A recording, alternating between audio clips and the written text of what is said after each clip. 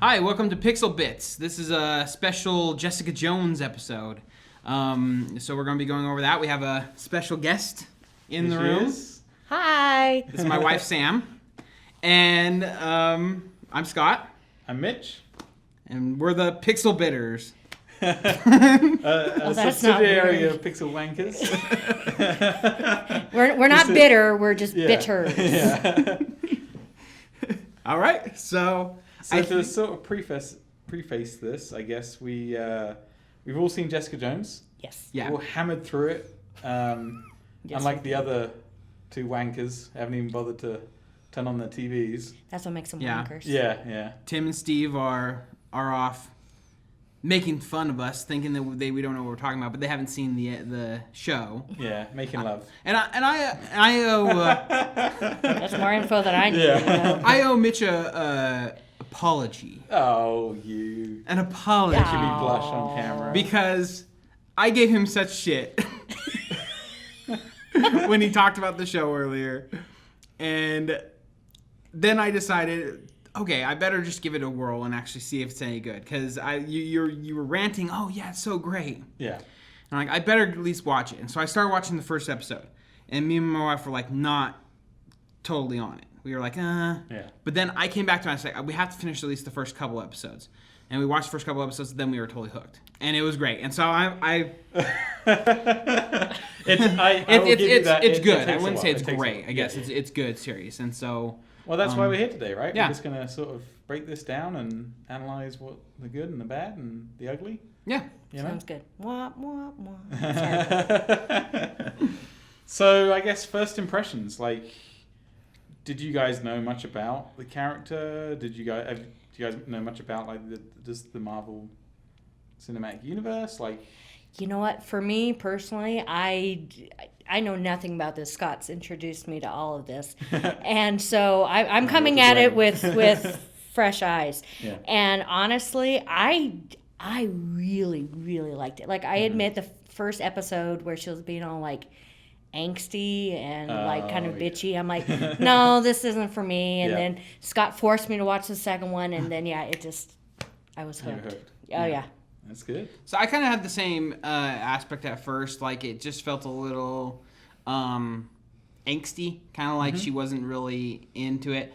And I didn't quite know if it was going to go in a more serious tone like the Marvel movies do.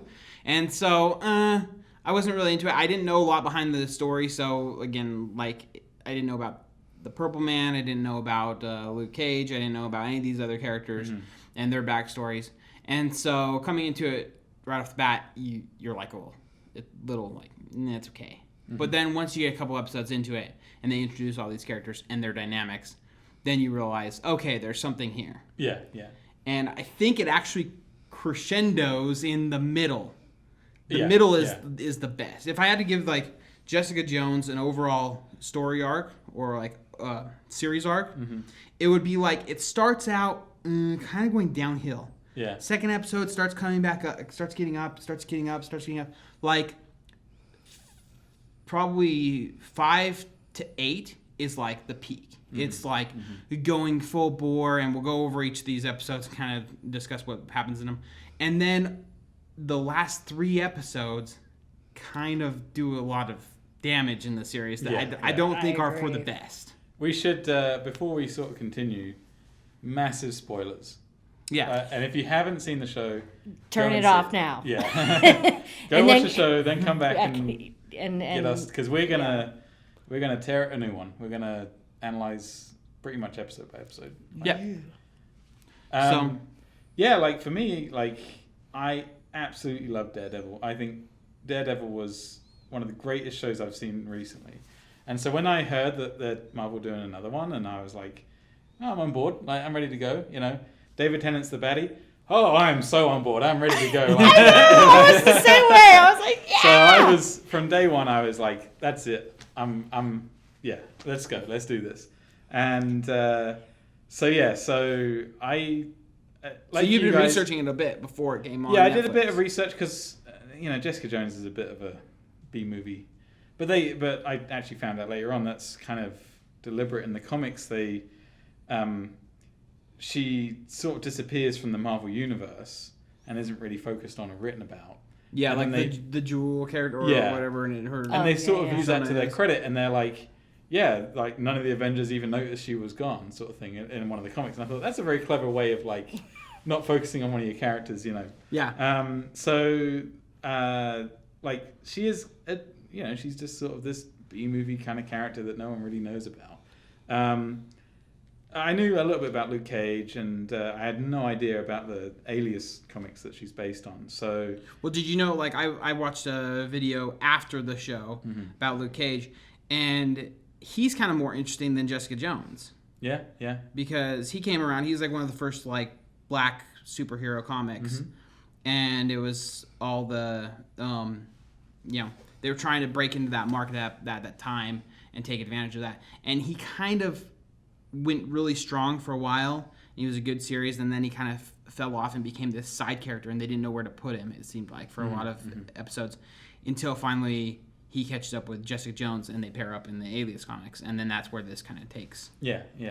He's a cool character, like, and I think the guy that played him in the show was phenomenal. I think he did a great job. Like, yeah, well, I agree. he had sex so well. yeah, he is a bit. Okay, you're just jealous because he's cute. Okay. He is a bit one-dimensional, but really, like, you look at comic books, most of the female characters are kind of portrayed that way. So it's kind of nice to see a male protagonist sort of being a bit kind of, A little one-dimensional. Yeah. So A bit of a wanker. yeah.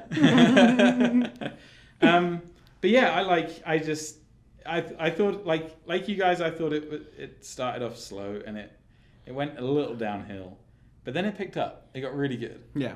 And I know you guys haven't seen Daredevil. No, We've only seen a little bit of it, but like 2 or 3 episodes, and it's good. I guess we just haven't gotten we just into need to it. continue. I think we only saw the first episode, and I Okay. think we just need Yeah. to continue on with Well, it. there's not really much that sort of carries over. I think in the last episode is the most that it. Yeah. But Daredevil does the same thing. It's sort of it's a bit more consistent. So it will sort of like go, it's okay, and then the second episode's like, wow, this is amazing, and it will sort of go down, and then it will go really good, and then at the very end, it's like the last 20 minutes, I think, is probably the worst of the show. Yeah, it's a similar kind of concept. Yeah. Okay. So the show of Jessica Jones starts out with pretty much she's introduced as this badass detective. She pushes a guy through a window and breaks his face.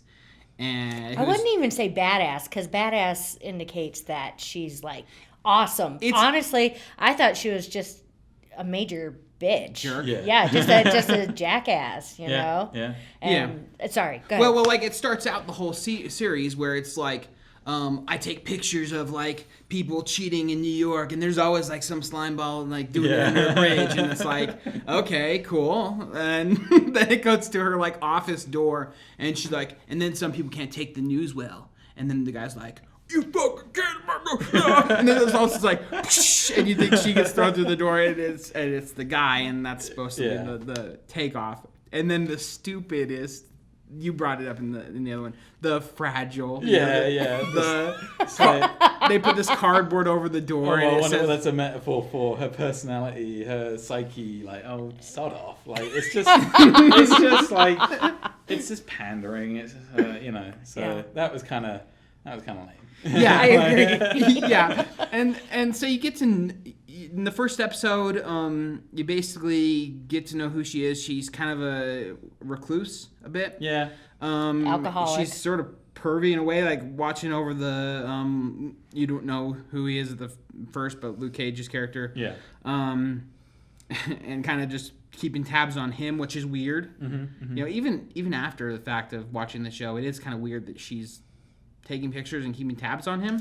It's odd. I'm going to say no, because didn't she knew that he was the husband of the gal she killed. Oh, right? so maybe, yeah, so that's probably And so more she reason was why feeling she's- guilty, and she felt obligated to kind of... But see, I also think that if that's the case, then it makes the bathroom scene after they have sex and she opens up the cupboard and sees the wife kind of less impactful. Oh, true. Yeah. But I do think you're right, actually. I think that she does know that it was his wife that she killed. And again, spoiler alert, she kills his wife.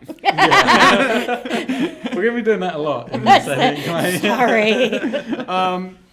And so yeah, I mean, like, anything else on the first episode that you guys can think of? Pretty it much. was okay. Like they sort of hint at her powers because she lifts up that guy's car. Was that the right? first episode? I think it happens in like the third episode Oh, maybe. where they I actually don't know. like show you that she's a Well, I guess superhero. they show her punching a guy through a window. Like, I guess for me, Maybe it's the second episode that show like that. I understand that she probably had a lot of shit happen in her life, but I don't think they explained it very well in the first episode, and Yeah. all she came off as was angsty and bitchy, and the whole world can just bite my ass, Yeah. and that kind of turned me off to it. I was like, whatever. But then in the second and third episodes, they start revealing, ooh, something really bad happened to because Jessica. they like, to the show's credit, like, you know, the first episode starts in media res, which is like just in the middle of the story. Like, Yeah. we're not going to explain like who the David Tennant is, but he's a bit creepy, and we're not going to explain like her history or even that she used to be a superhero sort of thing. Mm-hmm. We're just going to start her in her life as is now. Like, Yeah. you know, there's no, and that it was off-putting. Like it That was was- sort of like, I want to know who this is, what her powers are, like who the characters are. Like this is, I mean, who's this blonde girl? Like who's this? You know, and I'm just like, whoa, this is kind of crazy. Like, It was the better choice though, because the way that they describe her before the first episode is even worse and Yeah, more yeah. one-dimensional. Like, I think it happens in the third episode where they, at the very beginning of the episode, they go back to her before she. It's like 6 months earlier, or 8 months earlier, which isn't that far earlier. Yeah. And she's at like a desk job, bouncing a ball off. Like, Oh, Yeah. like, yeah. I'm still oh, like, that's later in the I'm series, still dude. hard. That's eight. way later, That's like yeah. That's like oh episode man, 8. that was so. I turned. I paused and I turned to Sam. I'm like, what are they showing us? Like, she goes to the bar and she's like, they're having like girl time Yeah, thing, yeah. and they do that kind of sometimes. But like, I was like, what are we watching? She's like a totally different, awful person. So I would rather have them pick up in the middle of the. Fair enough. The story, Fair enough. You just then have at to the get through beginning. the first couple of episodes and you're good. Yeah. Yeah. That's So second pretty episode, much. what happens? Do we remember anything that Oh, I happens in can't the second remember. episode? It gets a lot better. I can't remember what. Maybe there's a fight scene in it or something. But I think they introduced the idea that there's a family of. Oh yeah, no. The cliffhanger on the first episode is the shooting in the elevator. Is that the cliffhanger on the first episode? Yeah, that's the first episode. Because I watched that and I was like, oh, I got to hit play on the second one. They're hour-long episodes. Maybe So that's what it is. Basically, yeah. we're popping all around. People are going to go here. They introduced this family of people from, I don't know, I think it was Nebraska or something like Somewhere, that. yeah. Yeah. some A podunk plain place. state. Yeah. And they're like, we're looking for our daughter. She's kind of gone missing in the city, and we were here looking for her. We were at the police station, and someone referenced you to this, being able to find her and being a private eye. And so she's like, yeah, whatever, fine. Like, I'll find her for you if you want. Thinking it's such a kind of side case. And then when I don't think the death happens then, because there's like 3 episodes in before you actually even find the girl. But the girl basically has been palling around town with the Purple Man, or AKA, what's his Kilgrave. name? Kilgrave. Kilgrave. But we don't know that yet. Yeah. And so she's doing some like research, and what leads her to finding out that it's Kilgrave is that she sees that she's buying extravagant things, and she kind of figures it's just like a businessman taking advantage of a girl. Then she goes to the Restaurant. Restaurant. The Restaurant, sushi yeah. thing. yeah, Oh, and, yeah, and yeah. they're saying, oh, he ordered this food, and immediately the chef started cooking it when he said that, and then she's like, oh, because Jessica Jones has had run-ins with Kilgrave in the past, and he's a very persuasive guy. Yeah. Whether he likes it or not, he just is. Yeah. Yeah. So that leads us on the first real story arc. It kind of pops back and forth between the Luke Cage story and this story, but really this is the main story at the beginning. Yeah. And so we basically, she gets with her friend who is Trish, whatever her name is. I don't know her last Trish. name. Walker. Patsy. Was it Yeah, Walker? that's it. Yeah. Yeah. She's a radio star of a Formerly radio a show. child star. Yeah, formerly a child TV star. And she has lots of money to burn, but they've been childhood friends because of past occurrences. And basically, she starts discussing, with her that this could be Kilgrave, who's kidnapped her. And so she wants to immediately leave town. I think that's like the end of episode 2. Oh, yeah, because then the next episode starts with her saying, like, sometimes you got to just face your fears or whatever, and she turns around and gets back in the building. Yeah. I think episode Well, no, because 3 ends with the shooting. girl. I think episode 3 ends with the girl. Yeah, and she... Either way. Yeah, like, same, yeah. So anyways, by the end, she's going to try and leave town to get out of Dodge, but she doesn't feel comfortable doing it before finding Kilgrave and rescuing the girl. So she basically busts into his penthouse, rescues the girl, pulls her back to the office, and then all of a sudden, she tells the girl, "Okay, I called your family. They're going to be downstairs waiting for us. We got to go. You've got to leave town and run as fast as you can the other way. I'll do the same, and hopefully we can keep far enough away from him because Kilgrave is he can say anything he wants, and you'll do it." Which is kind of we probably need to go over that power in general because it's probably one of the most powerful powers. Yeah. Oh my gosh, it is like, holy crap, kind of bad. Does he ever interact with any of the other Marvel superheroes in the comics? I don't know. I couldn't say for sure. I think he does. Well, in this girl that she saves, she suddenly feels like she has to take care of her. Like she sees herself in this girl because she also had a run-in with Kilgrave. Yeah. And so she feels like she has to save this girl, and you start feeling for Jessica and for this girl, and you really want to see her succeed. And I think that's part of the reason why that the death of her parents, when she shot them, it's like, yeah. Ooh, no, not cool. Yeah, that's the one. That was the point where I was like, okay, let's watch this show. Yes, exactly. Because up until that point, it was like you said, that close. cliffhanger at the first episode. She's like, I gotta run, I gotta go. It's like, oh, well, go on then. Yeah. There's no really incentive, but it was that was the real twisting point that I was like, oh, I'm on board. Like, let's go. Yeah. And so, the girl goes down the elevator with the parents, and right as it's closing, you realize that the girl has been taken over by Kilgrave, and she pulls a gun out, and then all of a sudden you hear gunshots down the whole elevator, and she kills her parents. And that's a huge hit for Jessica because she, relates to this girl. She afterwards then has a total mood swing and goes, Kilgrave's not out to get me, pretty much. And then goes back to gumshoeing for a while because she realizes that he's just toying with her, pretty much. Yeah. AKA filler episodes. AKA filler episodes. 4 till 5, maybe. Something like that, Which is okay. It builds a couple characters up. A few characters we need to probably bring in are the transient kind of guy that lives next door to her. Yeah. Oh, yeah. And that guy, he's always in the hallway. He's kind of a tweaker and stumbling around drunk. There's a couple next door that are always arguing, and she knocks on their door at one point and tells them to shut the hell up, and realizes that they're brother and sister. Yeah. Oh my god, like, this part freaked me out. The brother was in a diaper? Yeah, like they're into kinky shit and whatnot. And their brother, they're not only brother and sister, but they're twins. Yeah. It's odd. It's a bit weirdy. God.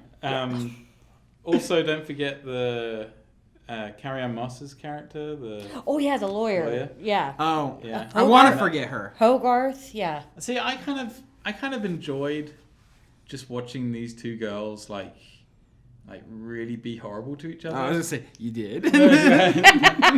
No, I don't know. Maybe it's like the gossip in me. I was just sort of like, oh man, it's kind of juicy watching this really awful divorce. So who's Hogarth, and then kind of introduce her character. Like she's a real hotshot sort of lawyer. In the comics, interestingly enough, it's a man. That's why her name's Jerry in this. Okay. Same name, but just... Is he gay in the comic? No. I know he's not. Smooth. Yeah. And she's sort of dating her secretary. She's also married to another woman, and they're having a divorce. It's kind of ugly.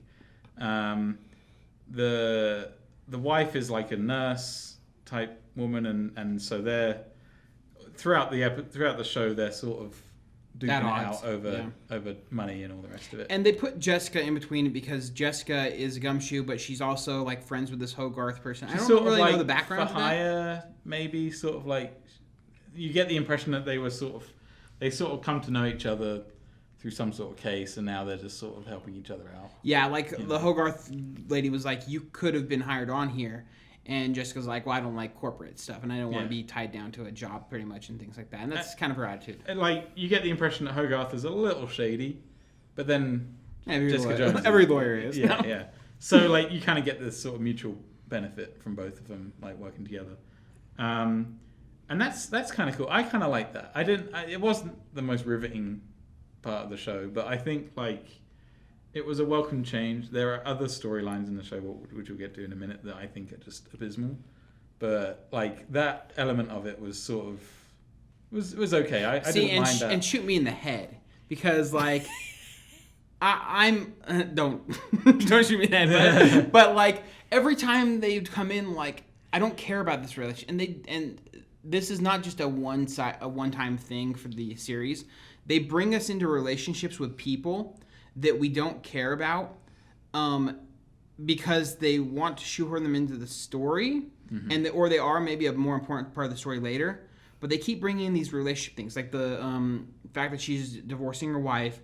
We get scenes where it's just her and the secretary going down the street, going to get lunch, and then they see the wife, and it's like, oh no, you didn't. You're going to our cafe. See, but I kind of like all that really embarrassing kind of meetings in public. As a girl, that part of the story did not float my boat. It just, like Scott said, every time they came on, I kind of just rolled my eyes, like, oh my god, can we just get rid of this? I can see it is unnecessary. There is no real reason for them to be there other than to give Jessica information. And I'm sure there's other people out there that like it, and you're one of them. But I thought, it was just unnecessary. And I guess we're playing devil's advocate for each other pretty much. But on your side, she is shoehorned later into a larger part of the series and a bigger character.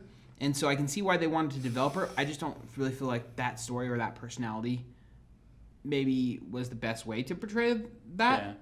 It just felt really like soap opera side done. Like Jessica's not in it. No one important's in it except for mainly the main lawyer Hogarth lady, and then the side doctor who's her ex or soon to be ex is you've never really met, and then the secretary you kind of meet every now and then, but she's not really an important person either. So you're not invested with any of these characters. So I'm like, why am I watching this? Come on, let's get to something better. That aside, it gets better. Yeah. True. So are we pushing on with the story? Let's continue on with the story so we're not too long. So, long story short, because there's a lot of stuff in the middle, we'll just sort of glaze over it. She's being followed and having pictures taken of her. Turns out it's the druggie. Right? Yeah, that's a huge part. My heart kind of just sank. I was like, no, not the druggie. We did skip. She gets in a relationship with Luke Cage. Oh yeah. And she finds out that she killed his wife because originally when Killjoy had found her, she was Killjoy. You can't say Killjoy while we're watching the show. Kilgrave. Yeah. Whatever. I'm gonna say it again anyway, so don't get your panties in a twist. Hey, there's something wrong with my panties. They're all twisted. Go ahead. They're in a twist.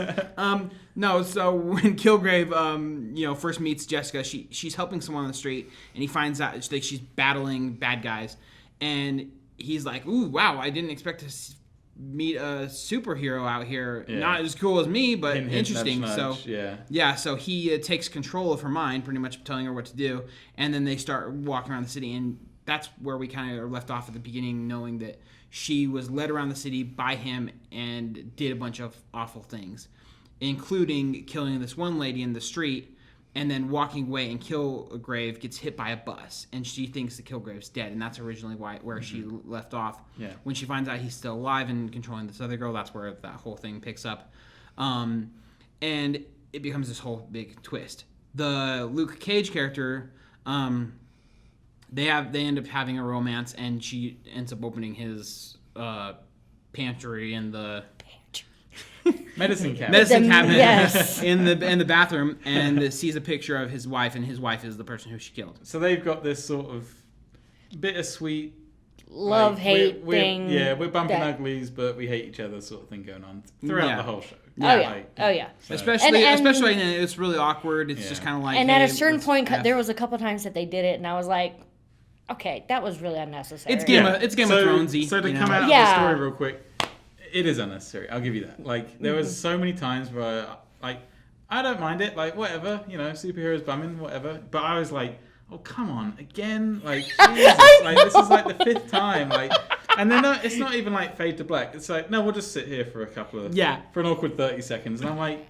Oh come on! And it's not developing their relationship at all. It's Yeah. just them having sex. Yeah, exactly. It's totally Game of Thrones. That does all Yeah, the time yeah, too. yeah. It's like if there was that much booty in the Middle Ages, damn, I wish I lived in the Yeah. Middle Ages. It's just people like having sex in the middle of nowhere. Like what? That doesn't. I didn't really see that in any history Yeah, books yeah. necessarily. I mean, I know there's brothels, I know there's other things, but Game of Thrones definitely takes it to the extreme of knowing that they can show nudity, A bit of tit and bum. they can show nudity on Netflix if they want to, but they don't on this. Yeah, and I think for me as well, like Daredevil, I think this is why, like my conclusion really is like I think Daredevil's a better series, and Daredevil doesn't really do that so much. Then they're sort of dark and gritty, but they're not like teenagery about it. Like this felt like it's sort of really like immature, like Immature. Yeah. Yes. oh look, bumming, look, and it's like Oh, yeah. come on, like That's pretty. That's a good analogy. I like that. especially, Yeah. especially so we'll progress on with the story. Ooh. When can we talk about Kilgrave? We'll talk about it in just a second. Luke I Cage love him. and He's fabulous. Jessica find out that they're both Here's the thing, superheroes, though, and they like- bang two again. yeah. Which is totally stupid. It's Twilight-esque. You know what I mean? Well, here's the thing, real quick. Like, I'm pretty sure people that are listening to this have already seen the show. Yeah. So we can really glaze it because there's a lot. Yeah, we're gonna go pretty quick. Yeah. So basically, they find out that they're both superheroes and they're Yeah. banging, and there's this totally cheesy sex scene. It's just as bad as Twilight. Trying to portray superheroes having sex is just silly, Yeah, and it's not gonna come across good. So that aside, Kilgrave basically comes back into the scene, and And you can tell that he's trying to mess with her, and he's playing with her mind, and he's making her go crazy, basically. yeah. So so he buys her house. Yeah. I know, I love that. Yeah. Sorry, yeah. Like you say, this is where it peaks because it gets like it's simple stuff like send me a picture of yourself every day sort of thing like because she rescues the druggie out of the vicious circle, but he's like in return for me leaving him alone, I want you to send me a selfie every day. Yeah. And it doesn't sound like much, but the way that it's shown and the way the real creepy sleazy vibe you get off of him is like I would feel kind of sick doing that. Like that, it kind of gets like It didn't get as bad as you I think see it to me. I felt it was weird and it was like an inconvenience for her, but it didn't really feel like slimy or like she really disliked it. I think she kind of felt robotic to me a bit. Fine, 10 a.m. there, here's and here you go. And so that kind of downplayed that because when you said that aspect in the first podcast, I was actually looking forward to, there's going to be some slime here. And he is slime. And honestly, Kilgrave is slimy, but you kind of like him. Yeah. Oh yeah. I adore him. Yeah, Can well- I just say, sorry, I'm Exactly. putting it out No. there. That's because I think he's great too. I think Oh he's my the best God. out of the whole show. Yes, exactly. And I think as well, like they do this in Daredevil with the Kingpin, is that they humanize the baddie. They take the time to dedicate an episode or even 2 episodes to their backstory, to their sort of their beginnings. Yeah. And they make him not look as bad. They sort of justify his actions in a way. And I felt sorry for him. Yeah, I did. I was like, well, no wonder he turned out the way that he did. And Yeah. can He you has really no- punish him for acting the way that he He did? has no idea. did? He has no concept of like. Right and Good wrong. and bad. How to He's ask kind of like this. he's sort of like a giant baby Is the way I Yeah. would describe it. No. He's that's like a baby with He's he has never- all yeah. these superpowers. Pretty much, one of the best superpowers ever to just persuade anyone, and he can do anything with it. But he has no sensibility of right and wrong. He has no sensibility of what really people think. He has a really skewed sensibility of relationships. He can't sympathize with people. Yeah. And and no but one's he's ever sti- told him otherwise. That's the best bit about it. But he's you still know. an Exactly. adult. He's still very much an adult. He is a grown person, but he's just a grown person who has never really grown past that Yeah. mindset. So back to the story. He buys her house as a her child. childhood time, house yeah. before her parents died, because Yeah. afterwards, Yeah, she, and basically coerces her into coming there and living with him. Aside from that, real quick backstory, because we forgot this part. A police officer tries to kill her friend Trish. Oh yeah. And this is a big part, and it's a huge. I think we all forgot it because we didn't like it. Yeah. The police officer tries to kill Trish because Kilgrave does it, and not Orders knowing him, that Trish is her best friend, basically. Jessica stops that from happening, and that's what ends up leading to find Kilgrave. But the police officer comes back and actually starts a relationship up with Trish because he feels so bad for almost killing her. Which is so weird. Yeah, just coming out of my mouth seems stupid. I know. I get the idea of him sort of coming back in that episode and being like, "Oh, I'm really sorry. I'll go now," sort of thing. But when he shows up in the next episode, I was like, "Oh, he's a recurring character." Yeah. Like, Damn it! yeah. And so I thought he did look way too Captain America-y. Like he had, I know, like his face. face, I I was kind of like- wanted to just slap him. I was like, I don't know who this is. I know now. I looked it up, but I was like, oh, I bet he's an important thing. Like I wasn't sold on him. Yeah. And it wasn't really anything about the guy. His performance was okay. I think it was the story he had was this sort of really sort of jock, like douchebaggery sort of. I don't know. Exactly. He just come across as a bit. So we'll hit back into that in a minute because Yeah. that kind of douchebaggery brings itself to a climax at the end of the show, which is stupid. Yeah. But let's get back into the house because that's to me that's the meat and potatoes of the entire series, and that's where it could totally have gone off a completely different path and been a much better ending. And that's where I think it messed up is during that time that they were in the house. Yeah. And it So, just, so pretty much what happens in the house is that it's sort of the Beauty and the Beast type of thing. Like he hates to, he wants her to like him so much, but she only can see him as this awful person, and there's no way to really for him to describe that he's not an awful person, and the circumstances are pushing them together. So they're just sitting there kind of awkwardly, which leads to one of the best scenes in the show, which is where they're sitting down for breakfast, and the nosy neighbor comes over, and she's like, oh yeah, I knew Jessica as a child, and Jessica's like, shut up, leave, and the lady's like, sits down and talks, and Kilgrave kind of starts encouraging her. Oh yeah, I want to hear more. Like, tell me about Jessica as a child, and you're just like, man, that she feels awkward about this, and then it goes into the fact that her family all died, and that's when she got her superpowers, and the lady actually says, I wish I knew that was going to happen, and you can tell that's like really hurts Jessica. It's like a total hit to the heart, and she can't do anything. She can't leave because Kilgrave is going to be mad at her. She can't beat the lady to death. I mean, yes, she could, but it wouldn't really suit the need. Solve anything, Yeah, yeah. so she just hurt, and Kilgrave's like, why would you say that? And then the lady has to answer the questions, and that's where you kind of see Kilgrave's powers in a way that could be conceived as good. Like, conceived as used for good. really good thing, because he starts asking her, like, she's like, I don't know why I said that. And he's like, it's an awful thing to say to someone. And she's like, yeah. And he's like, what would you think if someone said that? She's like, I would want to slap him. And he's like, pretty much with his persuasive attitude, because she has to answer the question seriously. It's this great piece of back and forth dialogue. Some of the best writing in the whole show is right there, and it's so great. You see the powers, you see how they can go together, and they kind of have this moment at the end, and then it ends, and it's great. The next part is where she finds out maybe I can use him for good. So there's like a crime scene going on. The guy's going to shoot his family in his house. Yeah. And she's like, you're going to come with me. So they both leave, and since she's stuck with him, she's like, you're going to do some good while I'm here. So she goes and breaks into the house, and you can see how they both go together. They get up to the door, and she opens it. 'Cause she has he to can't, tear it open because he can't. and then he defuses it because she can't.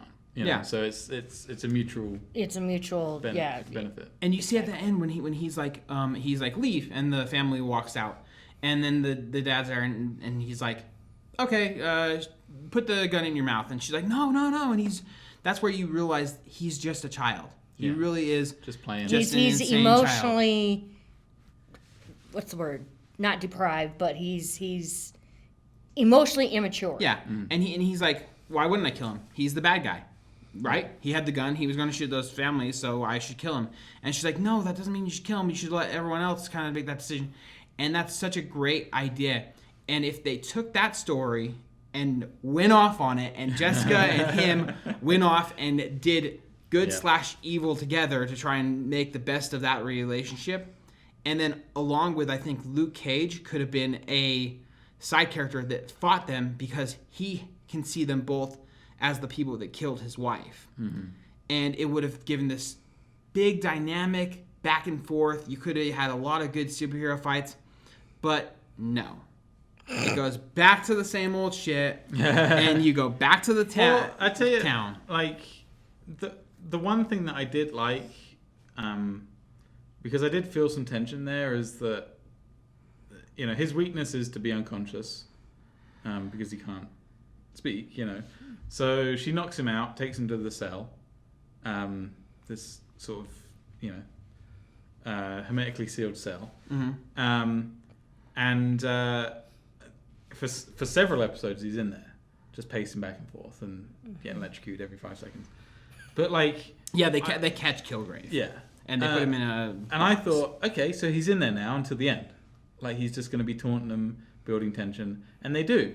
And it gets tense because it's like, he's going to break out, but when and how? And it doesn't help that every 5 seconds they're opening the bloody doors and letting them in. And I'm like, just leave him in there. For Christ's sake, stop opening it. Like, you can talk through the glass. Yeah, right? And so, yeah, so he escapes. All right, let's sort of deviate a minute. Let's talk about Simpson. Because this is where all of a sudden, out of the blue, he goes from all-American hero to, like, a nut job. Yeah, totally nuts. But there's no transition. It's like... There's no reason for it. The very next scene he's in, he kills the police chief. Yeah. And it's like, what the hell is going on? Okay, I got to ask you. So those little pills that he takes, they're like... genetically modified whatever medication that just drives you nuts. that drives you nuts. Yeah. No, well, and doesn't it help with strength and stuff too? Does. Yeah. So in the comics, he's under a different name, Frank Simpson instead of whatever James Simpson, whatever he's in. Yeah. Mm-hmm. And he becomes a bad guy called Nuke, and he has a tattoo of an American flag on his face, and he's a bit of a nut job, but he takes those red pills, and that's where he gets his strength. Yeah. Well, then is he really a superhero? Since no, he has not really. Yeah, but neither's Jessica Jones. She gets her powers. But that's the thing. Kilgrave, he gets his powers. That's the thing, though. Like, up to that point, I thought superheroes kind of had some special to them. And I know that you just said, well, they got their powers, and that's fine for us. And it was fine because they built that character up. But the fact that he just eats some pills, goes steroid crazy, and nuts, just seems so stupid and bonkers. And then him and Trish get in a fight, and she starts eating the pills, and she becomes a superhero. And I'm just like, this is stupid. This is totally dumb. Like, it's totally shoehorned in. There's no reason for his character to go nuts. And when he kills the commissioner, he doesn't just kill the commissioner. He gets some information out of him. Okay, thanks, man. And he plays his whole cop persona. And then he shoots him in the head and burns him to death. Yeah. See, I think that makes him more conniving than almost Kilgrave, honestly. Yeah, it definitely makes him more of a bad guy, but I just think it's a shoehorned bad idea. It is. And I also think, like, it's not much, like, it's not like a shocking twist like that elevator parents scene. Mm-hmm. It's just like, oh, that's unexpected, but okay, well, I guess it's done now. Like, it's not like it didn't have any impact. It was just like him just shooting a guy for no reason, and it didn't really for me, I don't think it was the best twist in the show. I wouldn't even call it a twist. I would, it's difficult to describe because it just didn't have like. It's like, get out of here. It's just like the same yeah. with the lesbian couple the attorney. It's like, why are you here? Yeah. They even ask him. They literally say that, which I thought was so stupid.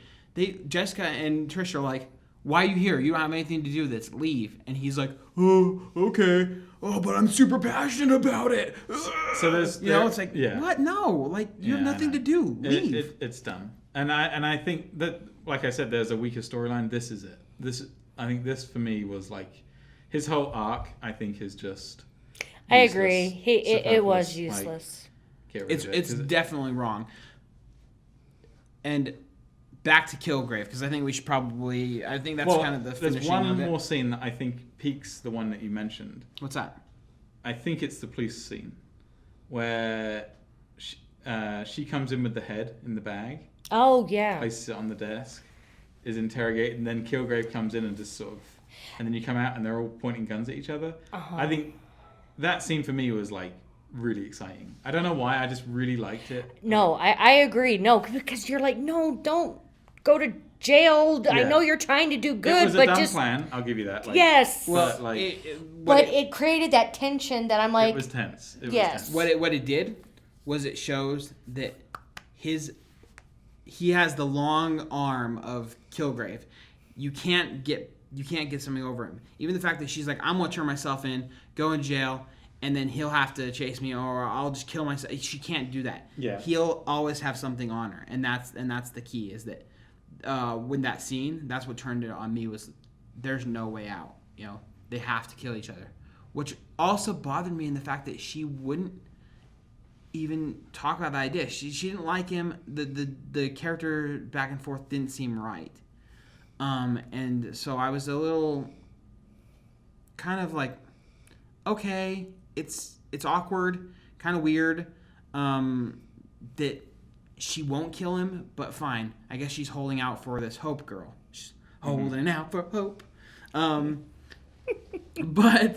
then this is where I came back and talked to you a little bit right before I saw the last 3 episodes, and I was like, I just want Hope to die or Hope to leave, and then she can actually kill him. And finally, and that she basically did us the favor. Does happen. Yeah. Hope kills herself, and then Kilgrave and Jessica are at odds for the last 2 episodes. Kilgrave's going crazy trying to build up his stamina, and Jessica's trying to find him as soon as possible, and it ends up in this last final ditch. And I know we were giving the lawyer chick a lot of grief earlier, saying that her storyline was bullshit. But I think at the very end, the fact that she helped Kilgrave escape, because it moved the story along in the fact that, he had something she wanted and vice versa. And so that's where, I guess, that's where her storyline is validated. Yeah. So I just wanted to give a shout out to her. There was purpose behind it. I didn't agree with it, but whatever. Go ahead. What happens at the end, Mitch? Tell us the awful story. Of the show, the whole show? Yeah, tell us the ending. So you had that filler episode, or that filler fight scene with Luke Cage, which is no need, because Kilgrave manipulates Luke Cage, and there's no point to that fight scene at all.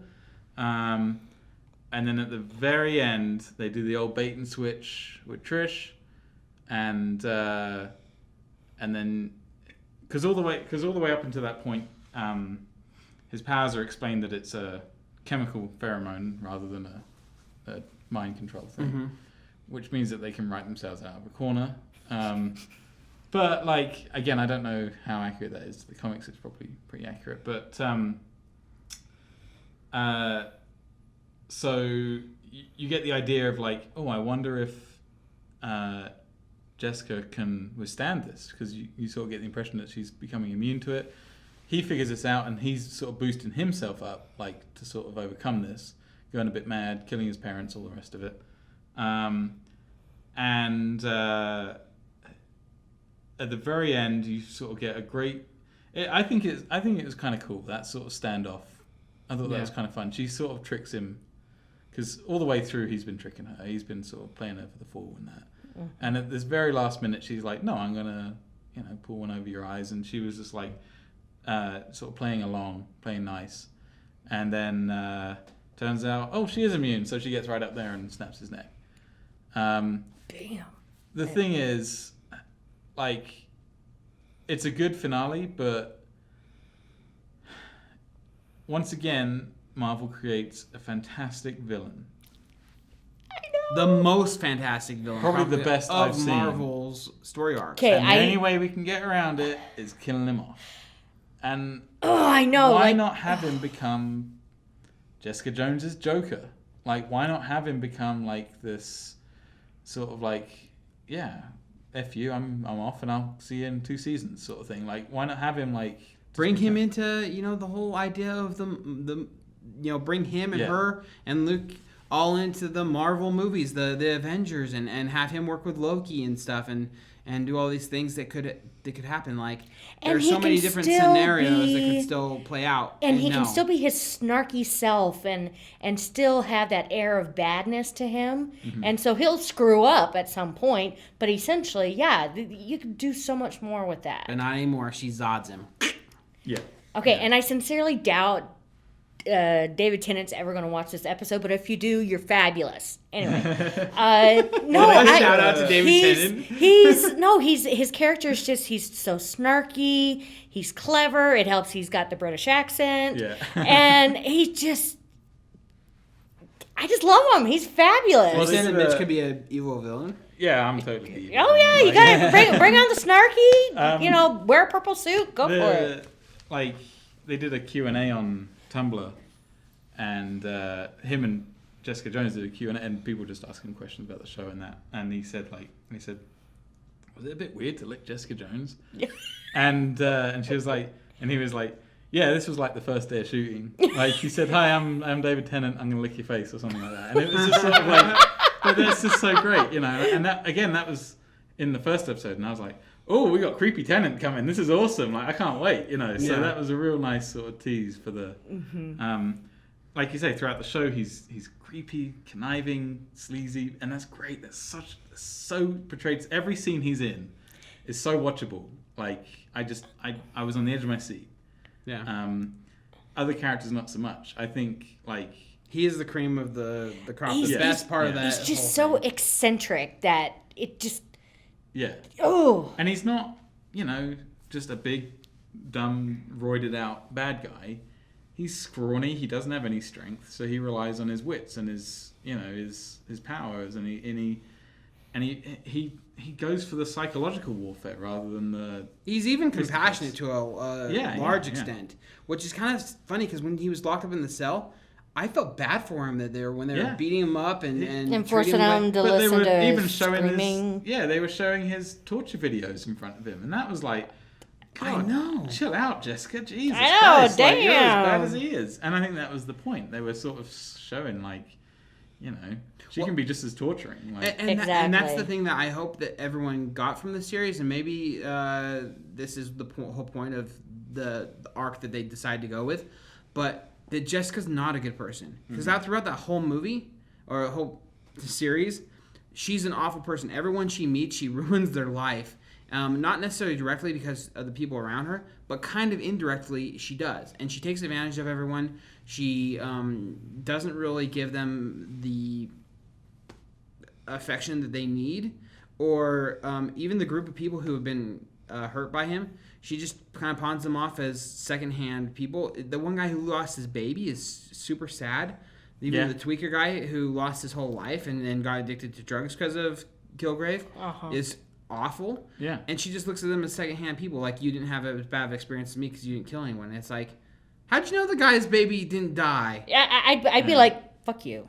I guess actually I think they said that the baby got put into foster care or something. Yeah, but he got charged with abandonment, and I'm like, oh my God, that's like slap in the face. But it's just she ruined so many lives in that show, and in the end, where do we come from this? What is happening? I think Jessica is a watchable character. Like, her story was interesting and everything. I do feel like we've had everything revealed about her now. I don't think there's anything else in her past that was really ever. That's why, are they planning to do more episodes with her? Because it kind of seems like it's kind of a cut case. As far as I'm aware, the Netflix Marvel plan is Daredevil, Jessica Jones, Luke Cage, and Iron Fist. And then they're all going to come together in a show called The Defenders, which is the West Coast version of the Avengers. Oh, okay. So we will see more of her. I don't know if she's getting another It's the season. West Coast version, because aren't they in New York?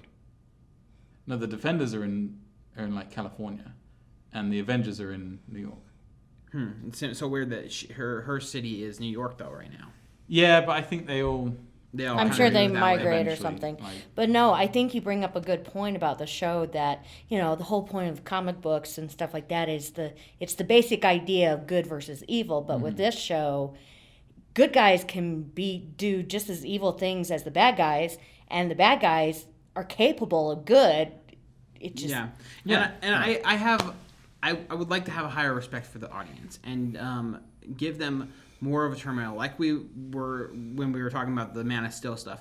I wasn't trying to be mean about Man of Steel or say that he should do all these awful things, but give the audience some credit that they can like watch something and have hard decisions put in front of their face and realize maybe these aren't the right choices. Maybe there can be other ways, and maybe that would be an interesting way to go with superheroes. I really don't think there's any superhero movies that have pushed that kind of limit and been like, this is really like Breaking Bad of superhero movies, because Breaking Bad is kind of that way. You feel for the bad guy, you watch the bad guy the whole time, and you root for the bad guy, and in the end, he's a bad guy, he's an awful person, but you still like him. You want him to get That's out kind of of how it, you yeah. were with David Tennant, and I just feel like it was a real bad opportunity to kill him off.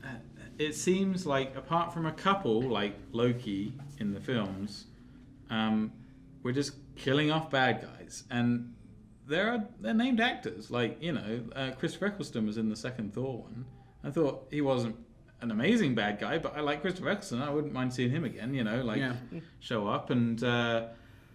But it just seems to be like, was there really any other way we could have got out of that? I'm pretty sure they've written themselves out of worse situations in the whole show. Like, we could have just left him alive. It would have just been a nice sort of bittersweet.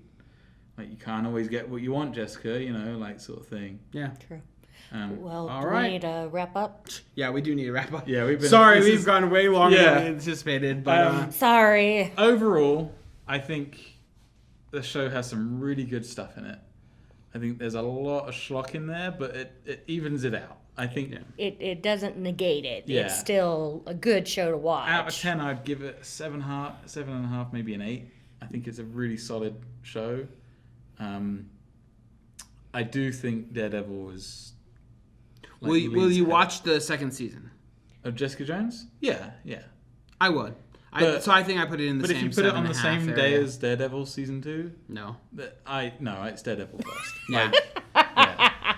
So, Fair enough. Oh, and one last thing, there's a sort of tie-in with Daredevil is that the nurse at the end is like, in the very last episode, she's like, "Oh, I got one of my own that I keep take care of," and blah blah blah. Yeah, who's that? Daredevil. It's Daredevil's sort of healer. He sort Oh, of goes there I did not know So she's sort of that. like Daredevil this, Daredevil that, like just sort of slyly like, "Oh, this guy I sort of know, and da, da, da, he's also got powers. He's one of you, blah blah blah." And I'm like, "Oh, bring him in." Because I was wondering why they made such a big deal about her, Yeah. especially in the last episode. I know, I was right? like, and that's why I was like, "Are we gonna see him? Is he gonna pop in? Like, this would be great if he's." Yeah. And no, so I was like, but I'm just waiting for the day that they combine them together, because that would be great. Yeah. So And to the people who have, watched the whole thing and enjoyed our conversation or didn't enjoy the conversation, leave comments. Please let us know what your thoughts were. Tell us if you liked a certain part more than what we said.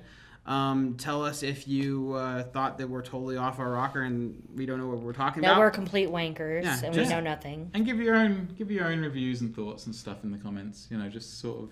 Yeah, we like the participation. So Yeah. check us out on Podbean. We're going to be on YouTube, obviously. Yep. We're Facebook, pixelwankers.com. That's it. You know where to find us. Enjoy. Cool. Thank you. Bye.